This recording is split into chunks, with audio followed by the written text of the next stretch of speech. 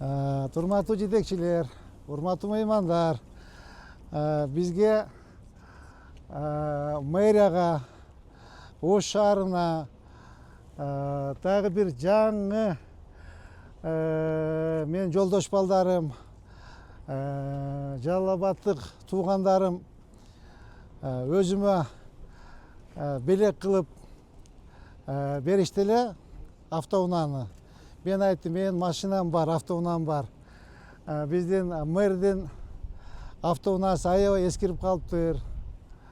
Ушул унааны макул десеңиздер, мага эмес, мэрияга белек кылгыла десем, анда өзүңүз карап көрүңүз деди. Анда өзүңүз карап көрүңүз, биз сизге бердик, анан өзүңүз айдайсызбы, же мэрияга белек кыласызбы, же мэрге белек кыласызбы, аны өзүңүз карап көрүңүз деди. Ошол эме мен өзү автоунаам бар. Бул ушул автоунаа биздин жеке менин атымдан, Жалал Абадтык туугандарымдын атынан, Ош элине, мэрияга, ушу мэрге белек болсун анда. Кандай дедиңер? Мынакей.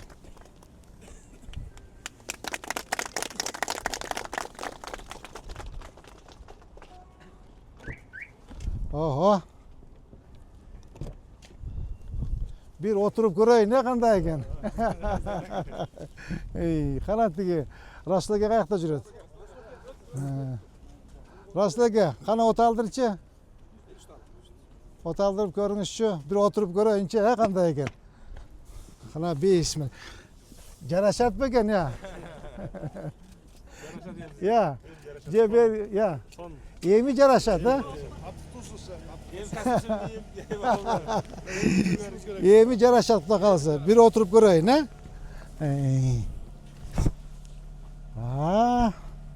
Кана. Ооба. Төрага, кана отуруп көрбөйсүзбү? Сонда калмачы, отуруп көрбөйсүзбү? Бир тетектен бир курук кылчы.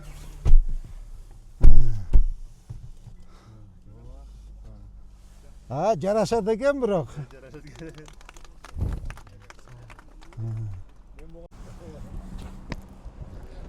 Аксакалдар барбы бизде аксакал? Бир бота берип.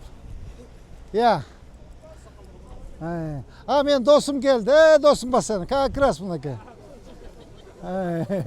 Как раз досум дагы эме болуп калды. Кандай досум? Assalomu alaykum. Жакшы, кандай? Ашта кулук болсун. Болсун. Siz dost bulamda öyle жоголуп кеттиңиз го? Bizga ham bolsun bu. Bizga ham bolsun. Dost bulamda öyle жоголуп кеттиңиз дейм. Өзүңүз көрүнбөй качып жүрөсүң. Тегеле таппай каласыз. Мен жумуштамын да. Алыңда мен hem ana кошуп алың. Acaba жаңы машина белек кылышты. Мэрияга бир бата бериңиз эми. Кулук болсун машинаңыз. Жакшылап бериңиз, бек карап бериңиз. Bismillahirrahmanirrahim. Elhamdülillahi.